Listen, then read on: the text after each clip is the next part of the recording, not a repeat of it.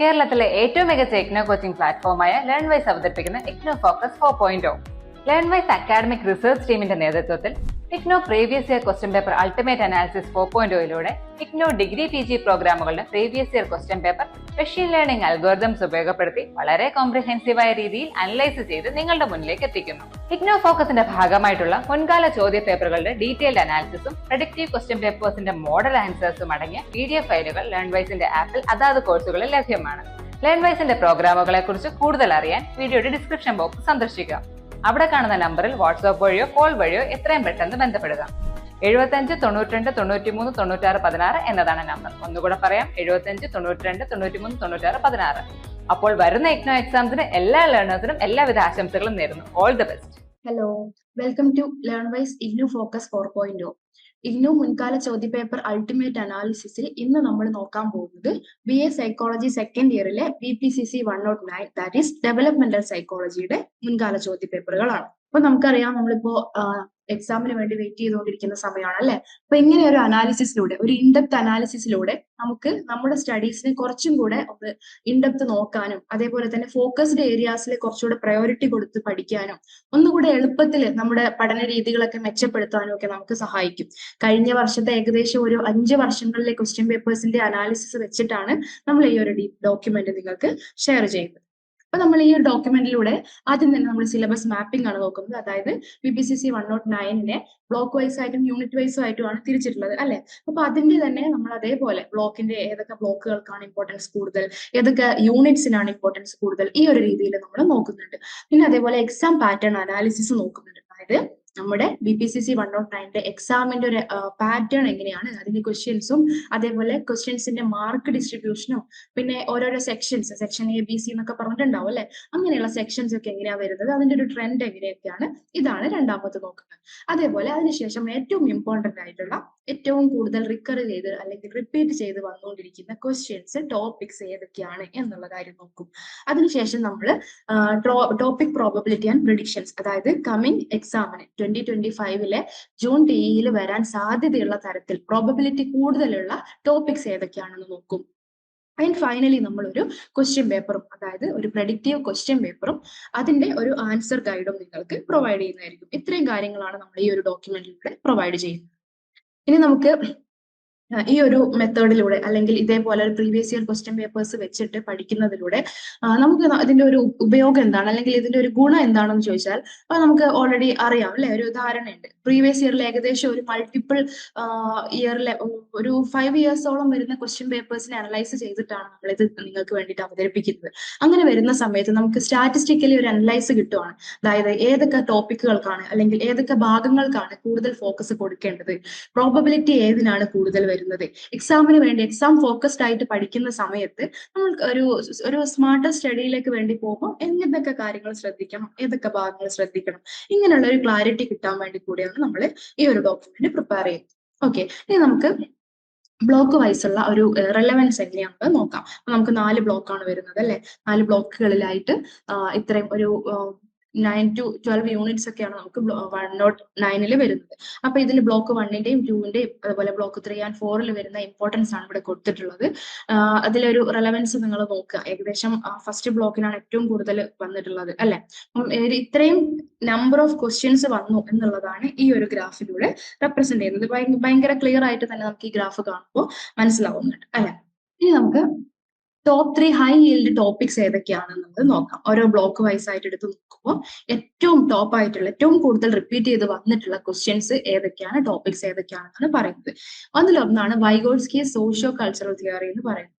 അത് യൂണിറ്റ് 3ലും 7ലും പറഞ്ഞിട്ടുള്ള ഒന്നാണ് അല്ലെ, വൈഗോട്സ്കിയുടെ തിയറി. അത് നമ്മൾ പഠിക്കുമ്പോൾ തന്നെ നമ്മൾ പറഞ്ഞിട്ടുണ്ടായിരുന്നു, ഭയങ്കര ഇമ്പോർട്ടന്റ് ആയിട്ടുള്ള ഡെവലപ്മെന്റൽ സൈക്കോളജിയിൽ വളരെ ഒരു ഇമ്പോർട്ടൻസ് ആയിട്ടുള്ള ഒരു പോർഷൻ ആണ് വൈഗോട്സ്കിയുടെ തിയറി എന്ന് പറയുന്നത്. സോഷ്യോ കൾച്ചറൽ ഡെവലപ്മെന്റ് ഒക്കെ പഠിക്കുമ്പോൾ അതിൽ വരുന്നതാണ്. അത് ഏകദേശം 2022 മുതലുള്ള ക്വസ്റ്റ്യൻ പേപ്പറുകളിലൊക്കെ കണ്ടിന്യൂസ് ആയിട്ട് കണ്ടുകൊണ്ടിരിക്കുന്നതാണ്. ക്രിട്ടിക്കൽ ഇവാലുവേറ്റ് അങ്ങനെയൊക്കെ പറഞ്ഞിട്ടായിരിക്കും വരിക, അല്ലെങ്കിൽ ഡിസ്ക്രൈബ് ചെയ്യുക, അങ്ങനെയൊക്കെ പറഞ്ഞിട്ടുള്ള രീതിയിലാണ് ഇതിന്റെ ക്വസ്റ്റ്യൻ കണ്ടിട്ടുള്ളത്. രണ്ടാമത്തൊന്നാണ് Erikson psycho social theory and identity എന്ന് പറയുന്നത്. യൂണിറ്റ് 2ലും 11ലും വരുന്ന രീതിയിലാണ്. ഇപ്പൊ എറിക്സന്റെ സൈക്കോ സോഷ്യൽ തിയറി നമ്മൾ അതേപോലെയല്ല പഠിക്കുന്നത്, മറിച്ച് സൈക്കോ സോഷ്യൽ ഡെവലപ്മെന്റ് വരുന്ന ഭാഗങ്ങളിലൊക്കെ എറിക്സന്റെ തിയറിയുടെ പോർഷൻസ് വരുന്നുണ്ട് അല്ലെ. അപ്പം ഏതെങ്കിലുമൊക്കെ സൈക്കോ സോഷ്യൽ ഡെവലപ്മെന്റ് വരുന്ന സമയത്ത് എറിക്സൺ തിയറി വരും, അതിന്റെ സ്റ്റേജസ് വരും. അതേപോലെ ഐഡന്റിറ്റി പഠിക്കുന്ന സമയത്തും, അതായത് അഡോളസൻസിന്റെ ഒരു യൂണിറ്റ് വരുന്ന സമയത്ത് അവിടെ നമ്മൾ ഐഡന്റിറ്റി കൺഫ്യൂഷൻ അല്ലെ, ഐഡന്റിറ്റി ഫോർമേഷൻ അതൊക്കെ പഠിക്കുന്നുണ്ട്. ഇതിനെയൊക്കെ ലിങ്ക് ചെയ്തിട്ട് വരുന്നത് എറിക്സന്റെ സൈക്കോ സോഷ്യൽ തിയറിയാണ്. ഇനി അടുത്തത് മോറൽ ഡെവലപ്മെന്റ് തിയറീസ് ആണ്. ഇത് മെയിൻ ഏറ്റവും ഇമ്പോർട്ടന്റ് ആയിട്ടുള്ളത് കോൾബർഗിന്റെ തിയറിയാണ്. പിന്നെ അതിന്റെ കൂടെ തന്നെ ഗില്ലിഗൻസ് തിയറി ഉണ്ട്, പിന്നെ pro social or anti social behaviour എന്നൊക്കെ പറഞ്ഞിട്ട് ആ ഒരു ഭാഗമൊക്കെ യൂണിറ്റ് 9 and 14 വരുന്ന പോർഷൻ ആണ്. അതിലെ കോൾബർഗിന്റെ തിയറി വളരെ ഇമ്പോർട്ടന്റ് ആയിട്ടുള്ള തിയറിയാണ്. നമ്മൾ പഠിക്കുമ്പോൾ പറഞ്ഞിരുന്നു, മുന്നോട്ടേക്കൊക്കെ നമ്മളത് പഠിച്ചുകൊണ്ടിരിക്കുന്ന ഒരു തിയറിയാണ് കോൾബർഗിന്റെ മോറൽ ഡെവലപ്മെന്റൽ തിയറി. അപ്പൊ ഇതിലും നമുക്ക് ലോങ് ആൻസറും അതേപോലെ തന്നെ ഷോർട്ട് ആൻസർ ആയിട്ടും ചോദിക്കാറുണ്ട് യൂഷ്വലി എക്സാംസിൽ. ഓക്കെ, ഇനി നമുക്ക് ഒന്ന് കമ്പാരിസൺ ചെയ്ത് നോക്കുകയാണെങ്കിൽ ബ്ലോക്ക് 1 യൂണിറ്റ് 1 വരുന്ന ഒരു ടോപ്പിക്കാണ് concept of development and growth എന്ന് പറയുന്നത്. ഏകദേശം 8 ടൈംസ് ആണ് അതിന്റെ ഒരു അപ്പിയറൻസ് എന്ന് പറയുന്നത്. റെലവൻസ് ഒരു മീഡിയം അല്ലെ, മീഡിയം എന്ന് വേണമെങ്കിൽ പറയാം, പക്ഷെ 8 ടൈംസ് വന്നിട്ടുണ്ട്. പിന്നെ മറ്റൊന്നാണ് ലൈഫ് സ്പാൻ പെർസ്പെക്റ്റീവ്സ് അല്ലെ, ഇതൊക്കെ നമ്മുടെ ബേസിക്സ് ആണ് അല്ലെ, ഡെവലപ്മെന്റൽ സൈക്കോളജിയുടെ ബേസിക്സ് ആണ് കോൺസെപ്റ്റ് ഓഫ് ഡെവലപ്മെന്റും അതുപോലെ ലൈഫ് സ്പാൻ പെർസ്പെക്റ്റീവ്സും ഒക്കെ. അതും ഒരു മീഡിയം റെലവൻസ് ആണ്, 5 ടൈംസ് റിപ്പീറ്റഡ്ലി വന്നിട്ടുണ്ട്. അടുത്തത് ക്രിട്ടിക്കൽ ഓർ സെൻസിറ്റീവ് പീരീഡ്സ് എന്നുള്ളതാണ്. ഇത് അധികം ഒന്നും വന്ന് കണ്ടിട്ടില്ല, 4 ടൈംസ് ഷോർട്ട് ആൻസർ ഒക്കെ പോലെയാണ് പല ക്വസ്റ്റ്യൻ പേപ്പറിലും കണ്ടിട്ടുള്ളത്. പിന്നെ വരുന്ന ഇഷ്യൂസ് ഇൻ ഡെവലപ്മെന്റൽ സൈക്കോളജിയാണ്. ഒരു 7 പ്രാവശ്യമൊക്കെ റിപ്പീറ്റ് ചെയ്ത് കണ്ടിട്ടുണ്ട്, ഒരു മീഡിയം റെലവൻസ് ആണ് ഇതിന് കൊടുക്കുന്നത്. ഇനി അടുത്തത് എറിക്സൺ സൈക്കോ സോഷ്യൽ തിയറിയാണ്. ഭയങ്കര ഹൈ റെലവൻസ് ഉള്ള ഒരു ടോപ്പിക്കാണത്. സെക്കൻഡ് ബ്ലോക്കിൽ വരുന്നത് 12 ടൈംസ് ആണ് എറിക്സൺസ് തിയറി വന്നിട്ടുള്ളത്. ഇനി ഹാവിഗേഴ്സ് ഡെവലപ്മെന്റൽ ടാസ്ക് തിയറി, അതും നമ്മളൊരു ചെറിയ രീതിയിൽ പഠിച്ചിട്ടുള്ള ഒരു തിയറിയാണ് ഹാവിഗേഴ്സിന്റെ ഒരു ഡെവലപ്മെന്റൽ ടാസ്ക് എന്ന് പറയുന്നത്. അത് ആ തിയറി ആയിട്ട് വളരെ ചുരുങ്ങിയ ഒരു 4 പ്രാവശ്യമൊക്കെ കണ്ടിട്ടുള്ളൂ. ലോ റെലവൻസ് ആണ് വരുന്നത്. പക്ഷെ ചിലപ്പോൾ അത് ഏതെങ്കിലും ഒരു നമ്മുടെ അഡൾട്ട്ഹുഡിന്റെ ടൈമിലൊക്കെയാണ് നമ്മളത് പഠിച്ചിട്ടുള്ളത് അല്ലെ, അതുമായിട്ട് കണക്ട് ചെയ്തിട്ട് ചോദിക്കാനുള്ള സാധ്യതയും ഉണ്ട്. ഓക്കെ, പിന്നെ വരുന്നത് പിയാഷേസ് കോഗ്നിറ്റീവ് ഡെവലപ്മെന്റ് തിയറിയാണ്. ഇമ്പോർട്ടന്റ് ആയിട്ടുള്ള ഒരു തിയറിയാണ്. ഇതും നമുക്ക് തിയറി ആയിട്ട് ചോദിക്കാറില്ല, ചിലപ്പോൾ കോഗ്നിറ്റീവ് ഡെവലപ്മെന്റ് സ്റ്റേജസ് വരുന്ന സമയത്താണ് ചോദിച്ചിട്ടുള്ളത്. ഓക്കെ, മീഡിയം 9 ടൈംസ് അപ്പിയർ ചെയ്ത് കണ്ടിട്ടുള്ളൂ, പക്ഷെ ഒരിക്കലും മിസ് ചെയ്യാൻ പാടില്ലാത്ത ടോപ്പിക്കാണ് പിയാഷയുടെ തിയറി. അടുത്തത് വൈഗോൾസ്കി സോഷ്യൽ കൾച്ചറൽ തിയറി. 15 ആണ് അതിന്റെ ഒരു റിപ്പീറ്റ് ചെയ്ത് വന്നിട്ടുള്ളത്. അതിന്റെ റെലവൻസ് ഹൈ ആണ്, വെരി ഹൈ ആണ് കേട്ടോ. ഇനി ബയോളജിക്കൽ മോഡൽ 5 ടൈംസ് ആണ്. Stages in life span development 5th യൂണിറ്റിൽ വരുന്ന ഒരു ടോപ്പിക്കാണ് അല്ലെ. അത് അധികം ഒന്നും കണ്ടിട്ടില്ല, എങ്കിലും മിസ്സായി പോയത് മീഡിയം ആണ് അത് വരുന്നത്.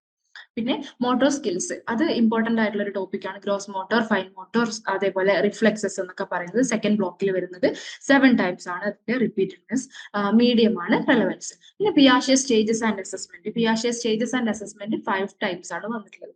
വൈഗോൾസ്കി വേഴ്സസ് പിയാഷെസ് കമ്പാരിസൺ, അത് അധികം റിപ്പീറ്റഡ്ലി വന്ന് കണ്ടിട്ടില്ലെങ്കിലും ഇപ്പോൾ അടുത്തുള്ള 2-3 ക്വസ്റ്റ്യൻ പേപ്പറുകളിലൊക്കെ ഇതിന്റെ ഒരു കമ്പാരിസൺ എന്ന രീതിയിൽ ചോദിച്ചു കണ്ടിട്ടുണ്ട്, മിസ്സാവാൻ പാടില്ല.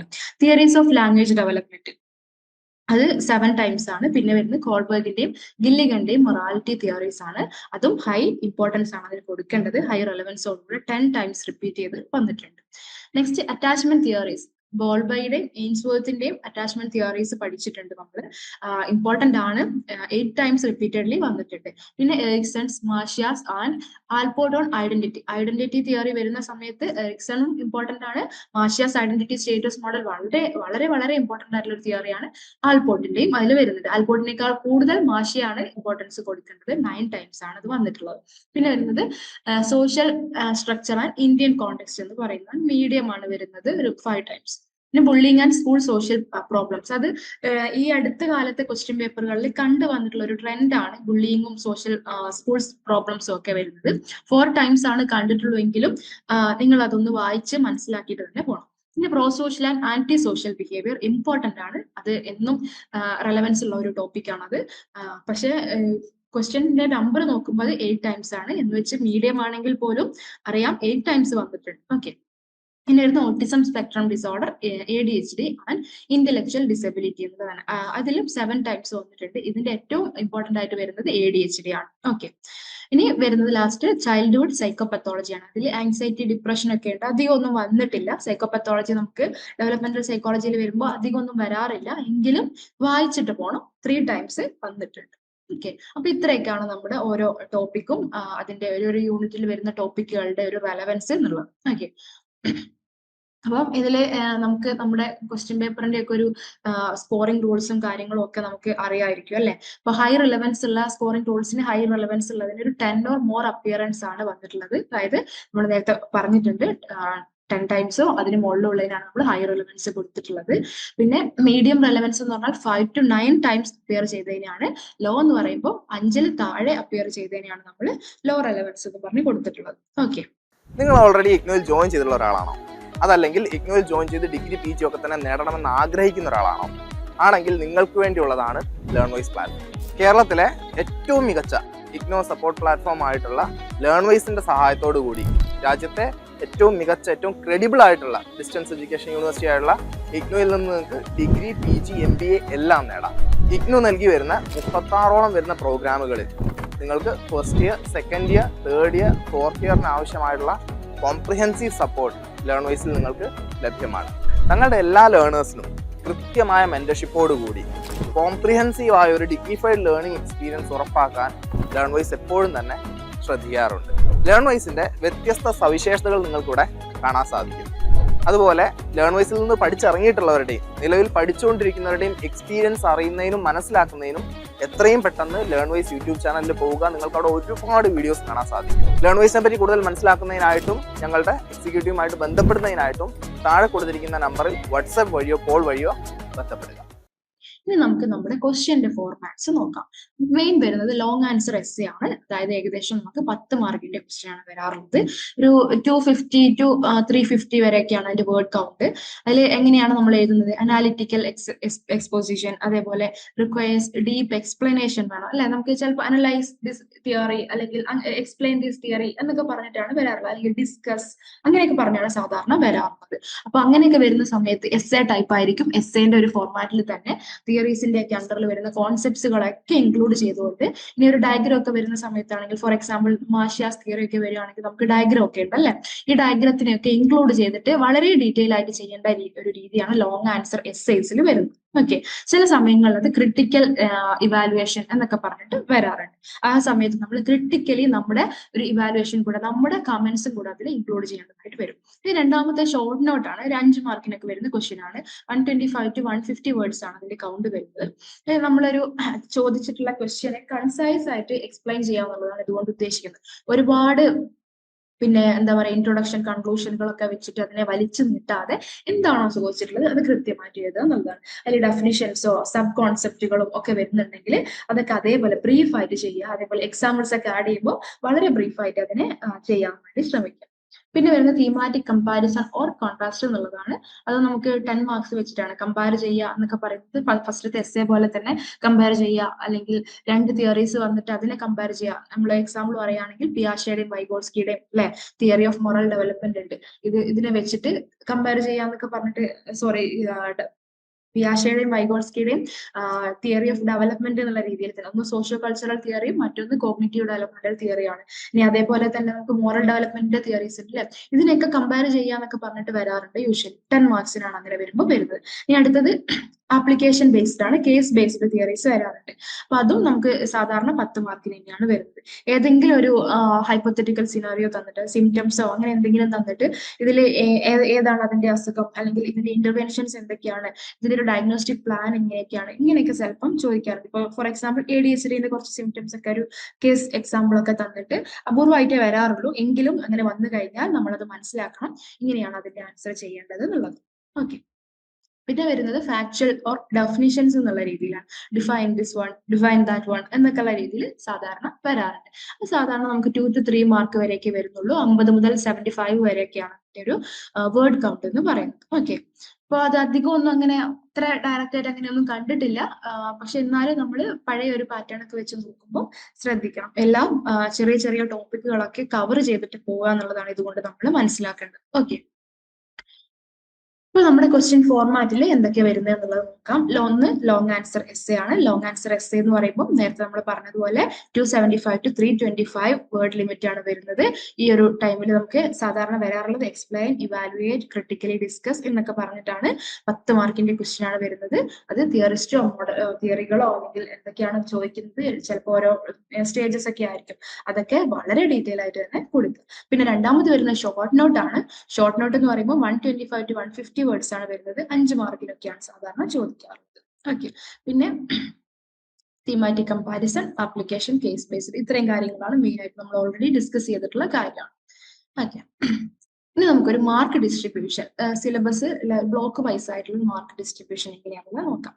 ഫസ്റ്റ് ബ്ലോക്കിൽ 32 ആണ് ഒരു ആവറേജ് മാർക്ക് ഇതുവരെ കണ്ടിട്ടുള്ളത്. നിങ്ങൾ ജസ്റ്റ് ഒന്ന് നോക്കുന്ന സമയത്ത് തന്നെ എല്ലാ ബ്ലോക്കും ഇമ്പോർട്ടന്റ് ആണ് അല്ലെ. ഒരു ബ്ലോക്കിനെ എങ്ങനെ ഒഴിവാക്കിയിട്ടൊന്നുമില്ല. എല്ലാ ബ്ലോക്കും ഇമ്പോർട്ടന്റ് ആണ്, അത് നോക്കുക.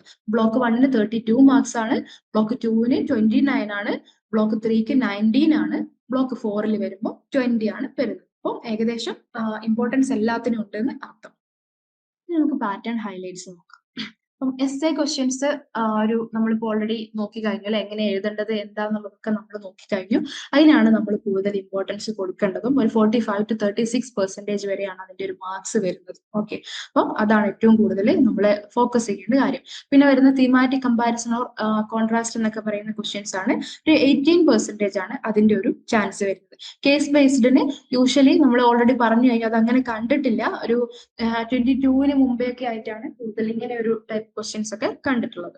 ഓക്കെ, ഇനി നമ്മൾ എങ്ങനെ പ്രിപ്പയർ ചെയ്യുന്ന സമയത്ത്, എക്സാമിന് വേണ്ടിയിട്ട് പ്രിപ്പയർ ചെയ്യുന്ന സമയത്ത് നമ്മൾ പറഞ്ഞിട്ടുണ്ടായിരുന്നു ഒരു 3 hour എക്സാം ഒക്കെ ആണെന്നുണ്ടെങ്കിൽ അതിന് 100 മാർക്സ് ആണ് വരുന്നത് അല്ലെ. അപ്പൊ നമുക്ക് ടോട്ടൽ ഒരു പിന്നെ 3 hours ഉണ്ടാവുമ്പോൾ നമ്മൾ അതിനെ മാർക്ക് വെച്ചിട്ട് ഡിവൈഡ് ചെയ്യണം. ഒരു 65 minutes ലോങ് എസ്സേക്ക് വേണ്ടി കൊടുക്കുക, 55 minutes ഷോർട്ട് നോട്ടിന് വേണ്ടി കൊടുക്കുക, 25 minutes ഇതേപോലെ കമ്പാരിസണിന് വേണ്ടിയിട്ട് കൊടുക്കുക, പിന്നെ 20 minutes ആപ്ലിക്കേഷൻ ബേസ്ഡ് ക്വസ്റ്റിന് വേണ്ടി. ഇങ്ങനെയൊക്കെയാണ് നമ്മൾ അതിനെ ഡിവൈഡ് ചെയ്യുന്നത്. ഇതേപോലെ 50 മാർക്സ് ആണെന്നുണ്ടെങ്കിൽ നമ്മൾ നമ്മുടെ മാർക്കിന് അനുസരിച്ചിട്ട് അതിനെ ഡിവൈഡ് ചെയ്ത് ഓരോ ലോങ് എസ്സേക്ക് ഇത്ര, ഷോർട്ട് ആൻസറിന് ഇത്ര എന്നുള്ള രീതിയിൽ നമ്മൾ നോക്കി വെക്കണം. ഇതിനെന്താ ചെയ്യേണ്ടത്? ഒരു പ്രീവിയസ് ഇയർ ക്വസ്റ്റ്യൻ പേപ്പർ വെച്ചിട്ട് നമ്മുടെ പാറ്റേൺ നമ്മളിപ്പോൾ ഓൾറെഡി ഡിസ്കസ് ചെയ്ത് കഴിഞ്ഞു. എങ്കിലും ഒരു ക്വസ്റ്റ്യൻ പേപ്പർ വെച്ചിട്ട് അതിന്റെ പാറ്റേൺ നമ്മൾ മനസ്സിലാക്കി വെക്കുക. എക്സാം ഹാളിലേക്ക് പോകുന്നതിന് മുന്നേ ആയിട്ട് തന്നെ നമുക്ക് ഈ ഒരു എന്താ പറയാ ടൈം മാനേജ്മെന്റ് നമ്മുടെ ഉള്ളിൽ ഉണ്ടായിരിക്കണം. അത് വെച്ചിട്ട് മാത്രം എക്സാം ഹാളിലേക്ക് പ്രവേശിക്കാം. ഓക്കെ, ഇനി നമുക്ക് repeated questions analysis by blocks, units and topics എന്നുള്ള രീതിയിൽ നോക്കാം. ടോപ്പ് 10 റിക്കറിംഗ് ക്വസ്റ്റ്യൻസ് ആണ് നോക്കുന്നത്. ഒന്ന്, explain Vygotsky socio cultural theory of development, 9 times ആണ്. Discuss Erikson psychosocial theory of human development, 8 times. Define and distinguish between growth and development, ഗ്രോത്തും ഡെവലപ്മെന്റും തമ്മിലുള്ള ഡിഫറൻസ് ആണ്, 7 times. Discuss Piaget's theory of cognitive development, 6 times. Critically evaluate Gilligan's care based morality theory, 6 വന്നിട്ടുള്ളത്. ഇനി describe and compare Bowlby's and Ainsworth attachment theory ആണ് ചോദിച്ചിട്ടുള്ളത്. Explain major concepts in moral development, അതായത് കോൾബർഗിന്റെ പിയാഷയുടെ. Describe the symptoms and issues in childhood depression. Okay, discuss language development during childhood. And 10, present a clinical picture and cause of autism spectrum disorder. Autism spectrum അധികം ഒന്നും കണ്ടിട്ടില്ലാത്തതാണ്, എങ്കിലും നമ്മൾ already പറഞ്ഞതുപോലെ വിട്ടുകളയരുത്. ഇതേപോലെ ADHD ഒക്കെ വരാൻ chance. Okay, Vygotsky's socio cultural theory 9 times വന്നിട്ടുണ്ട്. 10 മാർക്കിനാണ് സാധാരണ ചോദിക്കാറുള്ളത്. എറിക്സന്റെ തിയറിയും 10 മാർക്കിനാണ്. അതുപോലെ ഗ്രോത്ത് വേഴ്സസ് ഡെവലപ്മെന്റ് എന്ന് പറയുന്നതും 10 മാർക്കിനാണ് വരാറുള്ളത്. പിയാഷയുടെ തിയറി വരികയാണെങ്കിലും 10 മാർക്കിന്.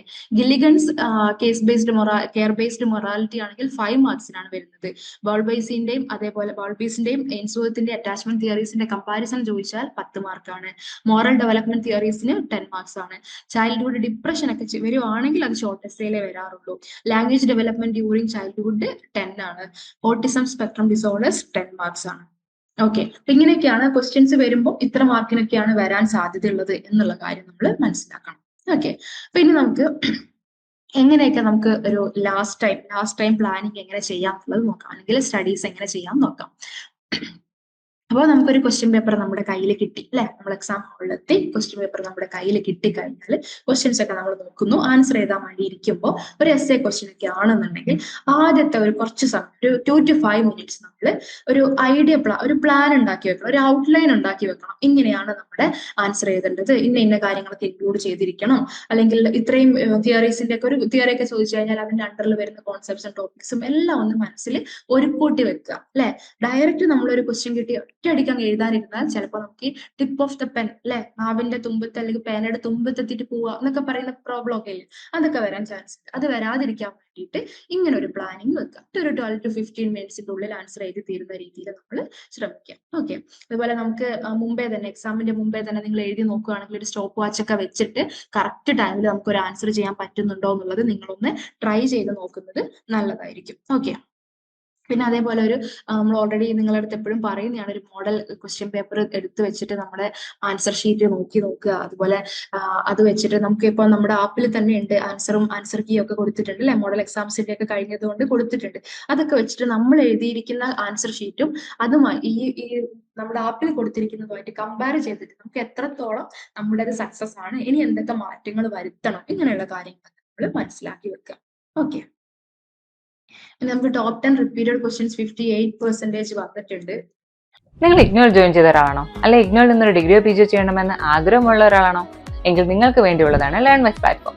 കേരളത്തിലെ ഏറ്റവും മികച്ച ഇഗ്നോ സപ്പോർട്ട് പ്ലാറ്റ്ഫോമായ ലേൺവൈസിന്റെ സഹായത്തോടുകൂടി രാജ്യത്തെ ഏറ്റവും മികച്ച ഏറ്റവും ക്രെഡിബിൾ ആയിട്ടുള്ള ഡിസ്റ്റൻസ് എഡ്യൂക്കേഷൻ യൂണിവേഴ്സിറ്റിയായ ഇഗ്നോയിൽ നിന്ന് ഡിഗ്രി, PG, MBA ഒക്കെ നേടാം.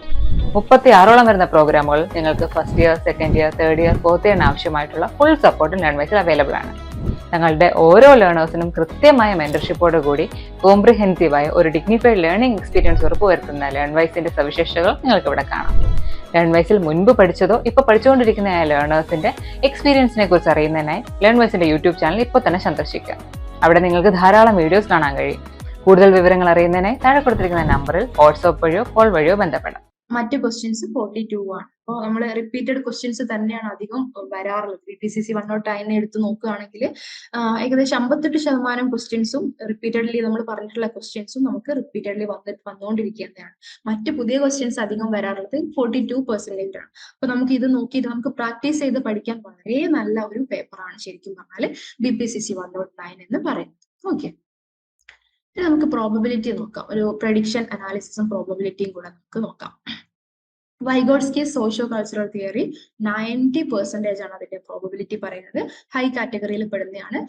ഏകദേശം ഒരു 9 ഓഫ് ഒരു ലാസ്റ്റത്തെ ഒരു 10 പേപ്പേഴ്സ് എടുത്താൽ 9 ടൈപ്സ് ഒക്കെ വന്നിട്ടുണ്ട്. ഓക്കെ, അപ്പോൾ 90 ആണ് പെർസെന്റേജ്. ഇനി വരുന്ന Erikson psycho social theory 80%, growth versus development 70%, Piaget's cognitive development 60%, Gilligan's theory of morality 60%, Kohlberg അതേപോലെ പിയാഷെസ് മോറൽ ഡെവലപ്മെന്റ് 50%. ഓക്കെ, ഇതൊക്കെ ഏകദേശം ഹൈ ടു മിഡ് വരെയാണ് പറഞ്ഞിട്ടുള്ളത്. ഈ തിയറീസ് ഒക്കെ തന്നെ ഇമ്പോർട്ടന്റ് ആണ്. ഓരോ തിയറിയും പഠിക്കുന്ന സമയത്ത് ഞാൻ വീണ്ടും പറഞ്ഞുകൊണ്ടിരിക്കുകയാണ്, തിയറീസിൽ എന്തെങ്കിലും ഡയഗ്രാംസ് ഉണ്ടെങ്കിൽ അല്ലെങ്കിൽ തിയറീസിനെ എക്സ്പ്ലെയിൻ ചെയ്യുന്ന എന്തെങ്കിലുമൊക്കെ പിക്ചേഴ്സോ കാര്യങ്ങളോ ടേബിളോ ഒക്കെ ഉണ്ടെങ്കിൽ അത് വെച്ചിട്ട് വരച്ചിട്ടൊക്കെ തന്നെ പഠിക്കാൻ ശ്രമിക്കുക. തിയറീസ് ഒക്കെ ഇമ്പോർട്ടന്റ് ആണ്. ഡെവലപ്മെന്റൽ സൈക്കോളജിയിൽ വരുമ്പോൾ ആ തിയറീസിനെ ഒന്നും മറന്നു പോകരുത്, മാറിപ്പോകരുത്. അതുകൊണ്ട് ഓരോ തിയറിയും പഠിക്കുമ്പോൾ കണക്ട് ചെയ്യുന്ന എന്തെങ്കിലും ഡയഗ്രാംസ് ഒക്കെ ഉണ്ടെങ്കിൽ വരച്ച് തന്നെ പഠിക്കാം. ഓക്കെ, ഇനി വോൾബേസ് ആൻഡ് എയിംസ്വർത്ത് എരാസ്മൻ തിയറീസ് 50%, പിന്നെ language development 40%, autism spectrum disorder 40%, childhood depression 40%. ഇത്രയാണ് നമുക്ക് ഇതിന്റെ ഒരു സാധ്യതകൾ അല്ലെ, പ്രോബബിലിറ്റി ഒക്കെ പറയുമ്പോൾ വരുന്നത്. ഇനി ഹൈ പ്രയോറിറ്റി ടോപ്പിക്സ് ഏതൊക്കെയാണെന്നുള്ളത് ഓൾറെഡി പറഞ്ഞ പോലെ 70 എബോവ് വരെയാണ് നമ്മൾ ഹൈ പ്രയോറിറ്റി കൊടുത്തിട്ടുള്ളത്. അപ്പൊ അതൊക്കെ ഏകദേശം വൈഗോട്സ്കി സോഷ്യോ കൾച്ചറലും Erikson's psycho social theory growth versus development ഒക്കെയാണ് 70ക്ക് മുകളിൽ വരുന്ന, അതായത് ഹൈ പ്രയോറിറ്റി കൊടുക്കേണ്ട ടോപ്പിക്സ്. ഓക്കെ, അപ്പം ഈ ഒരു ഹൈ പ്രയോറിറ്റി ഉള്ള ടോപ്പിക്സ് നമ്മൾ ഇതിൽ പറഞ്ഞതനുസരിച്ച് നിങ്ങൾ അതിന് കൂടുതൽ ടൈം കൊടുത്ത് പഠിക്കുക. ഒരു ഫുൾ ലെങ്ത് ആൻസേഴ്സ് നമ്മൾ എഴുതി നോക്കിയിട്ടോ അല്ലെങ്കിൽ നമ്മൾ പഠിച്ചത് വെച്ചിട്ട് ഒന്നും കൂടെ ഒരു മോഡൽ എഴുതി നോക്കിയിട്ടൊക്കെ നിങ്ങൾ പഠിക്കുക. അതേപോലെ തന്നെ ഓരോ തിയറിയും പഠിച്ചു കഴിയുമ്പോൾ നമ്മൾ എപ്പോഴും പറയുന്നതാണ് അല്ലെ, ടീച്ച് ബാക്ക് എന്ന് പറയുന്ന ഒരു മെത്തേഡ് ഉണ്ട്, ഒരു സ്ട്രാറ്റജി ഉണ്ട്. വേറെ ആർക്കെങ്കിലും നമ്മൾ പഠിപ്പിച്ചു കൊടുക്കുക, ഒന്നുകിൽ നമ്മുടെ ഫ്രണ്ട്സിനോ അല്ലെങ്കിൽ വീട്ടിലുള്ള ആർക്കെങ്കിലും ഒക്കെ വെറുതെ ഒന്ന് എക്സ്പ്ലെയിൻ ചെയ്ത് കൊടുക്കുക. അതിന് ഒന്നുമില്ലെങ്കിൽ സെൽഫ് എക്സ്പ്ലനേഷൻ ചെയ്യുക. അതായത് ഒരു ഒരു കണ്ണാടിയുടെ മുന്നിലൊക്കെ പോയി നിന്നിട്ട് നമുക്ക് ക്ലാസ് എടുക്കുന്ന രീതിയിൽ ഒരു മോഡൽ കാണിക്കുക. അത് നമുക്ക് ഭയങ്കര ഹെൽപ്ഫുൾ ആണ് ഓർമ്മയിൽ നിൽക്കാനായിട്ട്. ഓക്കെ, അതുപോലെ നമ്മളൊരു മൈൻഡ് മാപ്പ് പ്രിപ്പയർ ചെയ്യണം. എന്തെങ്കിലും ഒരു ക്വസ്റ്റ്യൻ വായിക്കുന്ന സമയത്ത് നമ്മുടെ മുന്നിൽ ഇന്ന തിയറീസ് ഒക്കെയാണ്, അതിൽ ടോപ്പിക്സ് ഒക്കെ വന്നിട്ടുണ്ട്, ഇങ്ങനെയൊക്കെയാണ് ആൻസർ ചെയ്യേണ്ടത്. ഇങ്ങനെ ഒരു ആൻസറിന് ഒരു മാപ്പ് ആൻസേഴ്സ് പ്രിപ്പയർ ചെയ്തിട്ട് പഠിക്കുക. ഓക്കെ, ഷോർട്ട് നോട്ട്സ് വളരെ ഇമ്പോർട്ടന്റ് ആണ്. അതും ഇതിന്റെ കൂടെ തന്നെ നിങ്ങൾ ആഡ് ചെയ്യേണ്ടതാണ്. ഇനി മീഡിയം പ്രയോറിറ്റി വരുന്ന ടോപ്പിക്സ് ആകുമ്പോൾ അതിൽ Piaget's cognitive, Gilligan's morality theory, കോൾബർഗിന്റെ തിയറി, ബോൾബെയിന്റെ തിയറി, എൻസ്വർത്തിന്റെ theory, language development, autism spectrum disorder, childhood depression, ഇതൊക്കെയാണ് വരുന്നത്. ഇത് പഠിക്കുന്ന സമയത്തോ ഇതേപോലെ തന്നെ തിയറിസ്റ്റിന്റെ നെയിമും സ്റ്റേജസും കമ്പാരിസണും ഒക്കെയാണ് നമ്മൾ ഓർത്ത് വെക്കേണ്ടത്. എവിടെയെങ്കിലൊക്കെ ചാർട്ട് പോലെയോ അല്ലെങ്കിൽ എഴുതി വെച്ചിട്ടോ ഷോർട്ട് നോട്ടുകൾ നോക്കിയിട്ടൊക്കെ പഠിക്കുക. പിന്നെ അതേപോലെ ഒരു 5 മിനിറ്റ്സിന്റെ ഉള്ളിൽ എഴുതി തീരുന്ന തരത്തിൽ നമ്മൾ അതിനെ ഒരു ഒരു 5 മിനിറ്റ്സിന്റെ ഉള്ളിൽ ഇത്രയും ആൻസേഴ്സ് അല്ലെങ്കിൽ ഇത്രയും കാര്യങ്ങൾ എഴുതി തീർക്കാം എന്ന തരത്തിൽ അതിനെ പ്രാക്ടീസ് ചെയ്യാം. ഓക്കെ, പിന്നെ അതിനെ എക്സ്പാൻഡ് ചെയ്യുന്ന രീതിയിൽ ആയിരിക്കാം. ഓക്കെ, എല്ലാ ദിവസവും നമ്മൾ ഈ ഓരോ ടോപ്പിക്കിനെയും ഒന്നുകൂടെ റിവ്യൂ ചെയ്യുന്നുണ്ട് എന്ന് ഉറപ്പുവരുത്തുക. ഓക്കെ, ഈ ലോ പ്രയോറിറ്റി വരുന്നതാണെങ്കിലോ ഇത്രയും അധികം ഒന്നും പിന്നെ ഇമ്പോർട്ടൻസ് കൊടുക്കേണ്ടാത്ത ടോപ്പിക്സ് ആണ് അല്ലെ. ആ ടോപ്പിക്സ് ഒക്കെ നമ്മൾ വിട്ടുകളയുക എന്നല്ല അതിന്റെ അർത്ഥം. വരാൻ സാധ്യതയുണ്ട്, പക്ഷെ ഉറപ്പില്ല എന്നുള്ളത്. ഇതുവരെ കഴിഞ്ഞ വർഷങ്ങളിൽ വന്നിട്ടില്ല, അത് ഒരുപാട് തവണ വന്നിട്ടില്ല, അത്രേ നമ്മൾ ഉദ്ദേശിച്ചിട്ടുള്ളൂ. അപ്പൊ ഇതിനൊക്കെ നമ്മളൊരു പാസ്റ്റ് പേപ്പേഴ്സ് വെച്ചിട്ടൊന്ന് സ്കാൻ ചെയ്യണം അല്ലെ, ഒന്ന് നോക്കണം. ഇനി അതേപോലെ തന്നെ മറ്റുള്ളത് പഠിച്ചതിന് ശേഷം ഹൈ പ്രയോറിറ്റി ഉള്ള ടോപ്പിക്സ് ഒക്കെ പഠിച്ചതിന് ശേഷം ഒരു ഈ ഒരു ടോപ്പിക്കുകളെ നമ്മളൊന്ന് കവർ ചെയ്ത് പോകുന്നുണ്ട് എന്ന് ഉറപ്പുവരുത്താം. ഓക്കെ, ഇനി ഏതെങ്കിലുമൊക്കെ ഗ്യാപ്പിന്റെ സമയത്തിന് നമുക്ക് ഇങ്ങനെയുള്ള ടോപ്പിക്സ് ഒക്കെ കവർ ചെയ്ത് പോവാം. അപ്പം നമ്മൾ എന്താ ചെയ്യേണ്ടത്? Practice each high or medium topics at least twice under timed condition അല്ലെ. ഓൾറെഡി പറഞ്ഞതുപോലെ നമുക്ക് കിട്ടിയിരിക്കുന്ന അല്ലെങ്കിൽ നമ്മൾ പഠിക്കുന്ന സമയത്തിന്റെ ഏതെങ്കിലും ഒരു ടൈം സെറ്റ് ചെയ്ത് വെച്ചിട്ട് തന്നെ പഠിക്കാം. ഓക്കെ, നമ്മൾ ഓൾറെഡി ഇമ്പോർട്ടന്റ് ആയിട്ടുള്ള ടോപ്പിക്സുകളൊക്കെ ഏതൊക്കെയാണ് കുറെ പറഞ്ഞു കഴിഞ്ഞു. തിയറീസ് തന്നെയാണ്, ഡെവലപ്മെന്റൽ സൈക്കോളജി ആണെങ്കിലും എല്ലാത്തിലും വരുന്ന തിയറീസിനൊക്കെ തന്നെ ഇമ്പോർട്ടൻസ് ഉണ്ട്. അപ്പോൾ വൈഗോട്സ്കിയുടെ തിയറി പഠിക്കുമ്പോൾ ഒരു പിക്ചറൊക്കെ ഉണ്ട് അല്ലെ, പിക്ചർ അല്ലെങ്കിൽ ഒരു ഡയഗ്രാം പോലെയൊക്കെ ഉണ്ട്. അപ്പൊ അതൊക്കെ വരച്ചു വെച്ചിട്ട് തന്നെ പഠിക്കുക. ഒരു ലാസ്റ്റത്തെ ഒരു 10 പേപ്പറിൽ 9 പേപ്പറിലും ഈ ക്വസ്റ്റ്യൻ വന്ന് കണ്ടിട്ടുണ്ട്. അതേപോലെ എറിക്സന്റെ തിയറി 8 എണ്ണം 10 പേപ്പർ എടുത്ത് നോക്കുമ്പോൾ 8 ക്വസ്റ്റ്യൻ പേപ്പറിലും കണ്ടിട്ടുണ്ട്. ഗ്രോത്ത് വേഴ്സസ് ഡെവലപ്മെന്റ് ഇതേപോലെ 10ൽ 7 ടൈംസ് ആണ് അപ്പിയർ ചെയ്ത് കണ്ടിട്ടുള്ളത്. പിയാഷെന്റെ തിയറി 6 ടൈംസ് ആണ്. ഗില്ലിഗൻസിന്റെ തിയറി, അതുപോലെ ഗില്ലിഗൻസിന്റെ മൊറാലിറ്റി തിയറി, ബോൾബെയ്സ്, എയിൻസ്വർത്ത് ആൻഡ് കോൾബർഗിന്റെ പിയാഷെന്റെയും മൊറാലിറ്റി തിയറിയും ഇതേപോലെ തന്നെ റൊട്ടേറ്റ് ചെയ്ത് വരുന്ന രീതിയിൽ കണ്ടിട്ടുണ്ട്. പിന്നെ അതുപോലെ ലാംഗ്വേജ്, ഓട്ടിസം, ഡിപ്രഷനും ഒക്കെ ഏകദേശം 4 ടൈംസ് ആണ് കാണുന്നത്. ഓക്കെ, ഇനി നമുക്കൊരു പ്രെഡിക്റ്റീവ് ക്വസ്റ്റ്യൻ പേപ്പർ കൂടെ നോക്കാം. അപ്പൊ നമുക്കറിയാം BPCC 109 ദാറ്റ് ഈസ് ഡെവലപ്മെന്റൽ സൈക്കോളജിയുടെ മാർക്സ് എന്ന് പറയുന്നത് 50 ആണ്. ടൈം എന്ന് പറഞ്ഞാൽ 2 hours ആണ്. ഓക്കെ, 2 മണിക്കൂറിൽ 50 മാർക്ക്. അപ്പം നമുക്ക് തന്നിട്ടുള്ള ക്വസ്റ്റ്യൻസിൽ ഏതെങ്കിലും 5 മാർക്ക് ക്വസ്റ്റ്യൻസിനാണ് നമ്മൾ ആൻസർ ചെയ്യേണ്ടത്. അപ്പൊ ക്വസ്റ്റ്യൻ പേപ്പർ ആദ്യം തന്നെ ക്വസ്റ്റ്യൻ പേപ്പർ വൃത്തിക്ക് വായിച്ചു നോക്കിയതിന് ശേഷം മാത്രം ആൻസറിലേക്ക് പോവുക. ഓക്കെ, നമ്മൾ എത്ര പരിചയം ഉണ്ടെന്നുണ്ടെങ്കിലും സെക്കൻഡ് ഇയർ ആയി ഒക്കെ എനിക്കെല്ലാം പരിചയമുണ്ട് എന്നുണ്ടെങ്കിൽ പോലും നമുക്ക് ചിലപ്പോൾ ആ സമയത്ത് ഒരു കൺഫ്യൂഷൻ ആവാനോ എന്തെങ്കിലുമൊക്കെ അങ്ങോട്ടും ഇങ്ങോട്ടും മാറിപ്പോകാനൊക്കെ ഒരു സാധ്യതയുണ്ട്. ആ സാധ്യത കണക്കിലെടുത്ത് നമ്മൾ അതിനെ ശ്രദ്ധിക്കാം. ഓക്കെ, അപ്പം 300 വേർഡ്സിലാണ് നമ്മൾ ഓരോ ക്വസ്റ്റ്യന്റെയും ആൻസർ ചെയ്യുന്നത്. നമുക്ക് ക്വസ്റ്റ്യൻ നോക്കാം. സെക്ഷൻ 1 A വരുന്നത് using the case of A 9-year-old named Meera who adapts rapidly to her new school environment, explain the core principles of Vygotsky's socio-cultural theory and illustrate how the zone of proximal development and scaffolding and support the adjustment. Okay, വൈഗോട്സ്കിയുടെ തിയറിയാണ് ചോദിച്ചത്. ഒരു indirect പോലെ വന്നിട്ടുള്ള question ആണ്. അപ്പൊ അതിൽ വരുന്ന വൈഗോട്സ്കിയുടെ പേര് അതൊന്നും അവർ ചോദിച്ചിട്ടില്ല അല്ലെ, അല്ലെങ്കിൽ അങ്ങനെ ചോദിക്കാൻ ഉറപ്പില്ല. ഇനി ചോദിച്ചിട്ടില്ലെങ്കിൽ പോലും അതിൽ വരുന്ന zone of proximal development ZPD അല്ലെ, അല്ലെങ്കിൽ സ്കഫോൾഡിങ്, അങ്ങനെയുള്ള ഒരു ടോപ്പിക്ക് കേൾക്കുമ്പോൾ തന്നെ നമ്മുടെ മൈൻഡിൽ വരണം അത് വൈഗോട്സ്കിയുടെ തിയറിയാണ് അവർ ചോദിച്ചിട്ടുള്ളത്. അത് വെച്ചിട്ട് കണക്ട് ചെയ്തിട്ട് വേണം നമ്മൾ ആൻസർ ചെയ്യാൻ. Okay, present A table comparing 3 features of Vygotsky's and Piaget's approaches to cognitive development using real life classroom situation. അപ്പൊ അതും ഇത് തന്നെയാണ്, അപ്ലിക്കേഷൻ ലെവൽ ക്വസ്റ്റ്യൻ ആണ് ചോദിച്ചിട്ടുള്ളത്. Question 2, describe Erickson's stage of identity versus role confusion using an example of an adolescent facing peer pressure and career choices. Include one research study with data support for your explanation. ഇതും നമ്മുടെ എറിക്സന്റെ തിയറിയിലെ ഒരു stage ആണ്, identity versus identity confusion അല്ലെങ്കിൽ role confusion എന്ന് പറയുന്നത്. അപ്പൊ ഇവിടെ നമ്മള് അഡോളസൻസിന് ആ ഒരു ഏജ് എത്തുന്ന സമയത്ത് അവർക്ക് അവരുടെ ഒരു പിയർ പ്രഷർ ഉണ്ടാവും ഒരുപാട്. അവര് നമ്മളെ ഇൻഫ്ലുവൻസ് ചെയ്യാൻ ശ്രമിക്കുന്നു. ഒരു എക്സാമ്പിൾ പറയുകയാണെങ്കിൽ എന്ത് കരിയർ എടുക്കണം എന്നൊരു സാധനം വരുമ്പോൾ അപ്പുറത്തുനിന്ന് ഒരു പിയർ പ്രഷർ ഉണ്ടാവും, ഇപ്പുറത്ത് നമ്മുടെ പാരന്റ്സിന്റെ അടുത്ത് നിന്നുണ്ടാവും. അങ്ങനെ ഒരുപാട് കൺഫ്യൂഷൻസ്. അവരുടെ ഐഡന്റിറ്റി എന്താണ്, ഞാൻ ആരായി തീരണം, എന്താണ് എന്റെ സെൽഫ്, എന്റെ പേഴ്സണാലിറ്റി എന്താണ് എന്ന ഒരു കൺഫ്യൂഷൻ വരുന്ന ഒരു ടൈം ഉണ്ട് അല്ലെ. അതിനെയാണ് അവര് എക്സ്പ്ലെയിൻ ചെയ്യാൻ പറഞ്ഞിട്ടുള്ളത്. നമ്മുടെ റിസന്റെ തിയറിയിലാണ് വന്നിട്ടുള്ളത്. Critically evaluate how social media can influence resolution of the identity versus role confusion stage in the present. Okay, പ്രസന്റിലെ വെച്ചിട്ട് പ്രസന്റ് ടൈമിൽ വെച്ചിട്ടാണ് അവർ ചോദിച്ചിട്ടുള്ളത്. ക്രിട്ടിക്കൽ ഇവാലുവേഷൻ ആണ്, സെയിം എറിക്സന്റെ തിയറി. Question 3, you are given 2 data sets. Okay, group A, number equal to 10, have children who received structured language intervention, 32 showed age appropriate language skills. Group B പറയുമ്പോൾ children who with no intervention, 19 showed age appropriate language skills. Calculate the percentage improvement due to interventions and discuss the role of language development theories in interpreting these findings. Language and development വരുന്നതാണ്. Okay, language സ്കിൽസിനെ develop ചെയ്യുന്ന അല്ലെങ്കിൽ language skills ഡെവലപ്മെന്റിന്റെ ആ ഒരു ടോപ്പിക്കിൽ വരുന്നതാണ്. Explain how early bilingual exposure affects cognitive development using evidence from recent studies of data. Okay, അപ്പൊ ഇതൊക്കെ language ഡെവലപ്മെന്റിന്റെ അണ്ടറിൽ നമ്മുടെ സെക്കൻഡ് ബ്ലോക്കിൽ വരുന്ന ടോപ്പിക്സ് ആണ്. ബൈലിംഗൽ എക്സ്പോഷറും കാര്യങ്ങളൊക്കെയാണ് ചോദിച്ചിട്ടുള്ളത്. അപ്പോൾ ക്വസ്റ്റ്യൻസിന്റെ ഒരു രീതി നോക്കുക, ഇൻഡയറക്റ്റ് പോലെ വരുന്ന ക്വസ്റ്റ്യൻസ് ആണ്. പക്ഷെ അതിൽ വൃത്തിക്ക് ഒരു 2 times എങ്കിലും നിങ്ങൾ വായിച്ചു നോക്കിയാലാണ് ഇതിന്റെ ഉള്ളിലിരിക്കുന്ന ക്വസ്റ്റ്യൻ എന്താണെന്ന് നമുക്ക് മനസ്സിലാവുക. ഓക്കെ, നിങ്ങൾ ഇഗ്നോയിൽ ജോയിൻ ചെയ്തിട്ടുള്ള ഒരാളാണോ, അല്ലെങ്കിൽ ഇഗ്നോയിൽ ജോയിൻ ചെയ്ത് ഡിഗ്രി PG ഒക്കെ തന്നെ കംപ്ലീറ്റ് ചെയ്യണം എന്ന് ആഗ്രഹിക്കുന്ന ഒരാളാണോ? ആണെങ്കിൽ നിങ്ങൾക്ക് വേണ്ടിയുള്ളതാണ് ലേൺവൈസ് പ്ലാറ്റ്ഫോം. കേരളത്തിലെ ഏറ്റവും മികച്ച ഇഗ്നോ സപ്പോർട്ട് പ്ലാറ്റ്ഫോം ആയിട്ടുള്ള ലേൺവൈസിന്റെ സഹായത്തോടു കൂടി രാജ്യത്തെ ഏറ്റവും മികച്ച, ഏറ്റവും ക്രെഡിബിൾ ആയിട്ടുള്ള ഡിസ്റ്റൻസ് എഡ്യൂക്കേഷൻ യൂണിവേഴ്സിറ്റി ആയ ഇഗ്നോയിൽ നിന്ന് നിങ്ങൾക്ക് ഡിഗ്രി PG MBA എല്ലാം നേടാം.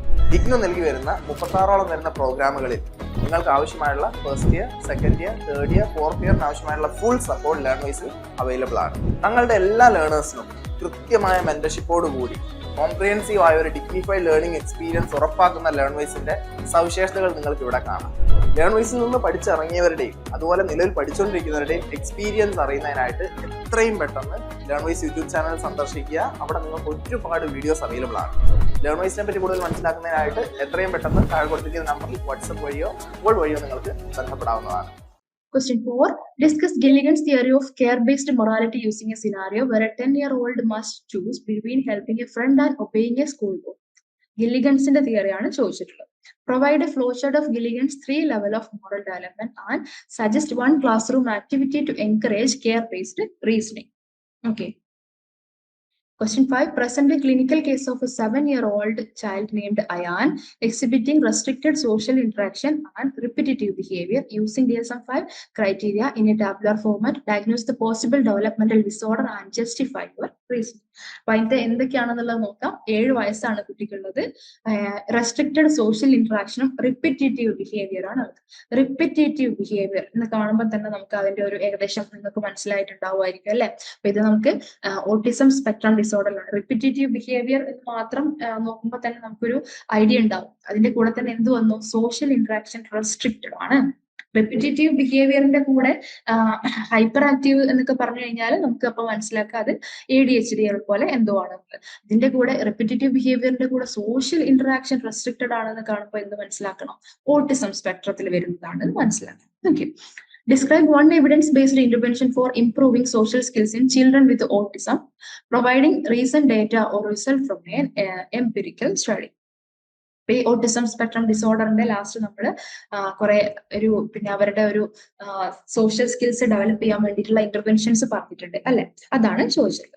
Question 6, given the following short scenario, this a 15-year-old girl reports persistent sadness, withdrawal from friends and declining academic performance for 6 months. Identify the symptoms of adolescent depression.